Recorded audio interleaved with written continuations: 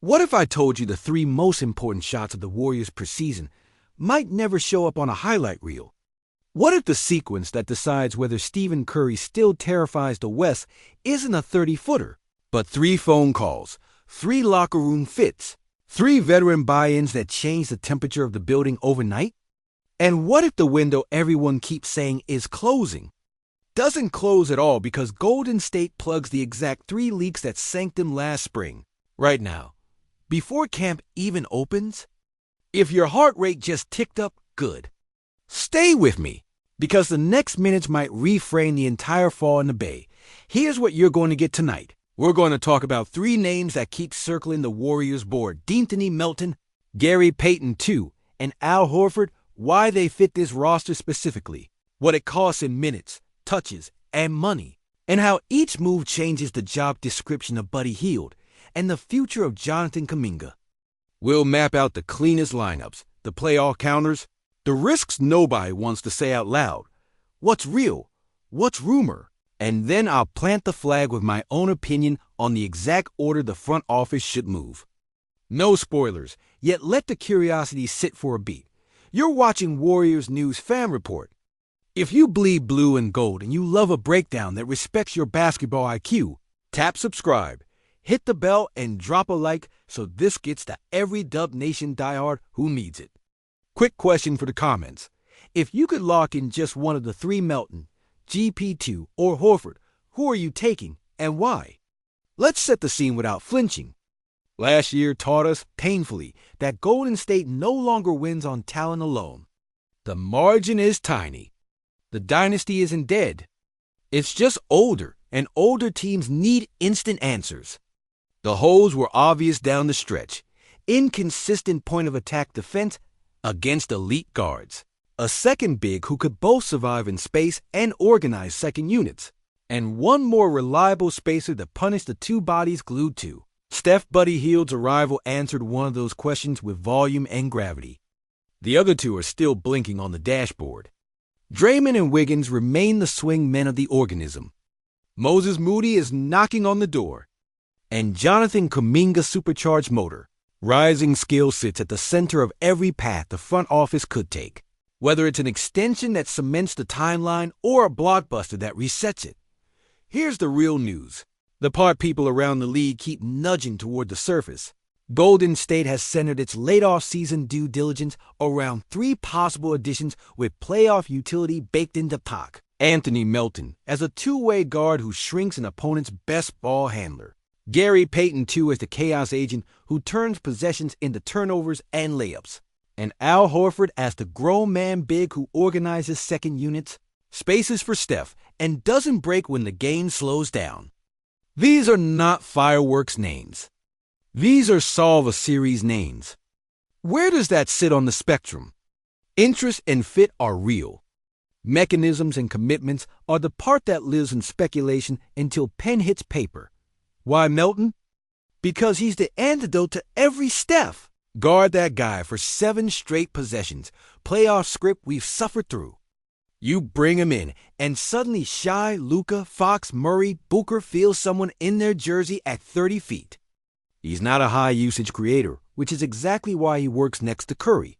Offensively, he lives in the clean corners of the floor. Shake to the wing, lift with the drive, cut backdoor when his man hugs Steph at the slot. He's a willing spacer who shoots enough to be believed, relocates on penetration, and doesn't need the ball to have value. Defensively, he's a sneaker squeak that never stops screen navigation. Rear contests, digs on the nail. Quick hands when bigs bring the ball low. Picture the opening 5 when the game is about matchups, not names. Steph, Melton, Wiggins, Draymond, plus whoever the fifth is that night. That's a switch-capable shell with one pressure point removed from the opponent's scouting report. Why Gary Payton II again?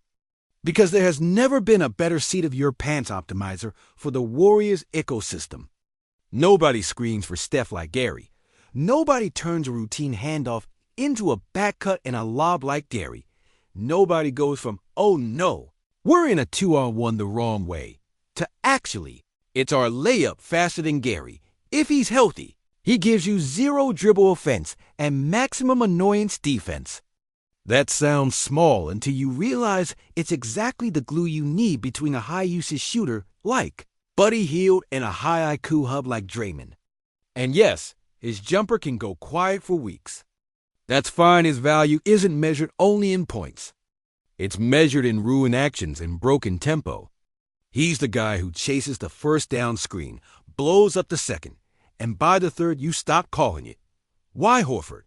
Because smart bigs who can pass, space, and think are the rarest playoff currency in the league. And because the Warriors have asked Draymond to be 3 people for 2 years running. Horford doesn't need 30 minutes, he needs 16 clean ones. He toggles between drop and switch, quarterbacks to backline, and gives Steph an easy button in second units. 2-man game at the nail, dribble handoff into a slip, short roll to the dotted line, one more to a shooter. He sets legal screens that feel illegal. He boxes out so your guard can rebound. He calms things when the game begs to get sped up. And he will call out your coverage mistake before you make it. That matters in May more than it ever shows up in January. Now layer Buddy Hield and Kuminga into that picture. Because neither is a footnote. They're the hinge. Hield is here to do one job at an elite level. Stretch the court to the breaking point and punish any defense that dares treat Steph like a human being. You don't bring in a 3-point high-volume savant to hope it works. You plug him into actions that weaponize his gravity, split cuts with Steph as decoy, ram screens that spring him into pin downs, Spain pick and roll where he's the back screen threat or the pop. The catch? You have to cover for him defensively with point-of-attack help and a big who communicates. That's Melton plus Horford in a sentence. The math is simple. If Hield is flanked by a stopper and a brain, he wins you runs every single game. Kuminga is the other side of the equation. His extension decision is the calendar that every other move writes around. Sign him long-term and you declare the plan. Double down on in-house star creation. Fortify with role players. And make sure your playoff lineups have 2 non-Steph threats who pressure the rim. Move him in a trade and you're not nibbling. You're reshaping. That's why his name keeps being the domino fans don't want to think about, but can't stop talking about. From a pure basketball standpoint, Melton and GP2 supercharge JK's best nights. They create live ball turnovers. They run, they flatten defenses, and suddenly Jonathan's straight-line explosiveness is eating at the rim before the half-court is even set. Let's make this real with lineups you can see. Imagine the punish their smalls group. Curry, Melton, Hield, Draymond, Horford. You start with a Horford, Steph, DHO, Draymond ghost screens the handoff. Hield lifts weak side to pull in the tag. Melton 45 cuts into the vacant slot if his man stares at the ball for half a second. If they switch it clean, Horford seals a guard on the roll.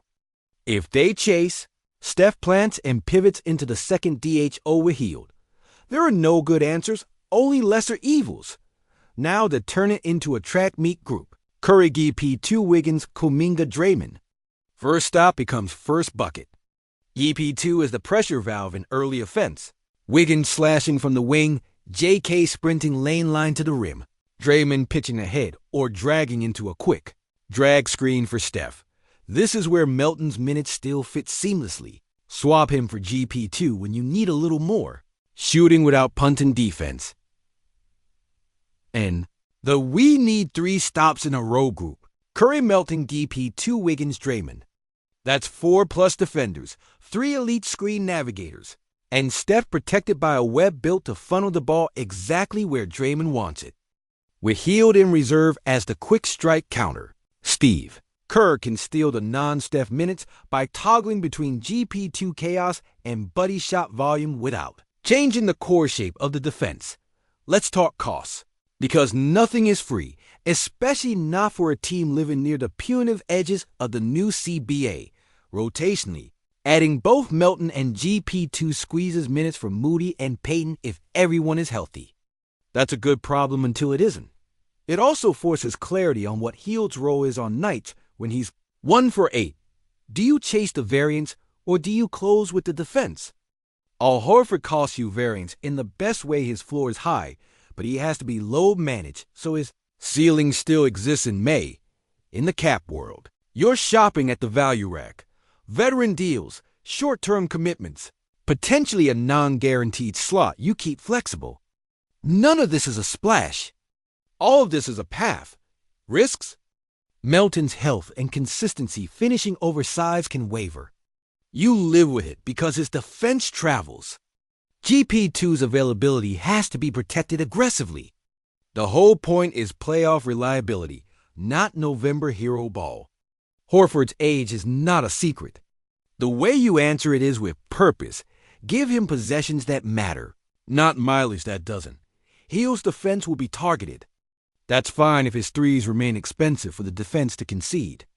Wiggins' engagement is the silent governor on all this. When he's downhill and decisive, the roster feels rich. When he floats, the Warriors ask Steph to do too much. So where does rumor end and reality begin? Reality. The Warriors' front office has been focused on adding a stopper guard and a smart big since the second week of their off-season meetings. Reality. Hield's gravity exists, and the offense looks different when he's on the floor. Reality. Kuminga's status is the biggest internal variable. Speculation. Specific commitments from any of Melton, GP2, Horford. That lives in phone calls until signatures happen. Speculation. The exact salary mechanisms. Any non-minimum route would require gymnastics in a cap environment designed to punish them. That's why we keep talking about fit-first guys. They're playable every series and their cost. Lives in the realm the Warriors can actually touch. Let's walk through how each addition changes the chessboard in a 7-game series, because that's the only lens that matters. Against an SGA-led attack, Melton plus GP2 give you 94 feet of annoyance and the luxury of keeping Steph fresher off the ball. Against Dallas, Melton's screen navigation and GP2's backside thievery reduced the Luka Kyrie middle eight avalanche that killed teams last spring. Against Denver, you won't solve jock it but Horford's strength at the nail plus. Draymond's timing turns some automatic paint touches into contested kickouts, and Hield forces their weak side low man to choose between tagging with conviction or surrendering a three. Against OKC, a 5-out with Draymond at the 5 and Horford spot minutes. At the 5+ Hield's off-ball shooting makes it harder for their long wings to load up on Steph. Point is not that any one of these names wins you a series by himself. The point is that together they subtract the worst-case scenarios. There's also a culture piece that fans feel even when they can't draw it on the whiteboard. Melton is a details guy film room language that young guards absorb. GP2 is a joy guy runs to celebrate a teammate's deflection like he hit the shot himself, and that infects a bench. Horford is a grown-up walks into a room and lowers the panic level by 30% just by existing. This is how you steward Steph's late prime. This is how you make Draymond's genius sustainable. This is how you convince Wiggins, Moody, and Kuminga that the dive for winning isn't just talent. It's habits. Where does Buddy fit when the game gets mean? Right next to Steph, with 2 stoppers and a brain behind him. You don't ask him to be what he isn't. You spam what he is. Teams will pre-switch to keep a small on him and off-ball actions fine. Pin that small on Horford's body and screen his soul out. Teams will top-lock him on floppy great, back-cut him twice, and make them choose between a dunk and a foul. Teams will hunt him on defense cool, send Melton at the point of attack, and shrink the floor behind it, so the help is always 1 pass, not 2. The Warriors at their peak were ruthless about that last part. Hide your flaw by moving the spotlights, not by wishing it away. And Kuminga? His best life in this construction is loud and simple. Sprint, defend, slash, finish, and bully second units until the other coach has to burn a timeout just to stop the bleeding. The beauty of adding Melton GP2 Horford is that JK never needs to find the ball. The ball finds him in space. Give him 2 clean touches a quarter in design rim runs and 1 design elbow isolation when a big is switched on to him. The rest he'll get on chaos. If the Warriors extend him, that's the blueprint. If they pivot and move him, It will be for a star with a contract that screams win now. There isn't a middle ground here, and I respect that clarity. Let's be honest about timeline. This is Steph year 17 with the motor still purring. You don't hang an aging legend out to dry waiting for perfect market moments. You stack small, correct decisions that add up to big outcomes. The West is a storm of wings and guards with downhill juice. Golden State's counter cannot be, hope our shooting out mass a 48-minute mismatch. It has to be, we'll take away your comfort. We'll add some of ours, and we'll trust our best player to be the best player. My take, put it on record. Priority 1 is D'Anthony Melton. He checks the most boxes for the most minutes at the most positions with the lowest usage tax. He's the connective tissue that lets Steph control the game without carrying it. Priority 2 is Gary Payton 2, if the medicals and minute plan are honest. I don't need 25 minutes of Gary. I need 14 atomic minutes that flip 2 games a series. Priority 3 is Al Horford on a tightly defined role. Bunker the bench, teach by osmosis, and be the adult when Draymond is the flamethrower. If the price on any of the 3 becomes silly, you pivot. But this order respects both the cap reality and the basketball reality. It also preserves the oxygen for Buddy. He'll to be exactly what he was brought here to be. And for Jonathan Kuminga to either ascend here or headline your next bold swing. Ask whether these are facts or just a fan's wish list. The fit is fact. The commitments are in the air until they aren't. What I know is that the Warriors don't need a headline, they need solutions.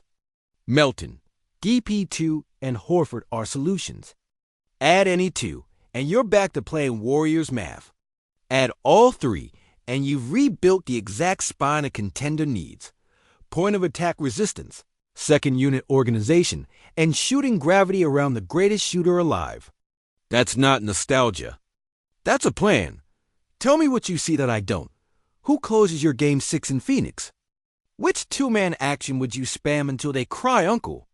Drop your answers below, smash that subscribe, and keep riding with us at Warriors News Fan Report, because when this team moves, it moves fast, and when the right 3 pieces click into place, the rest of the West is going to feel it before they even know why.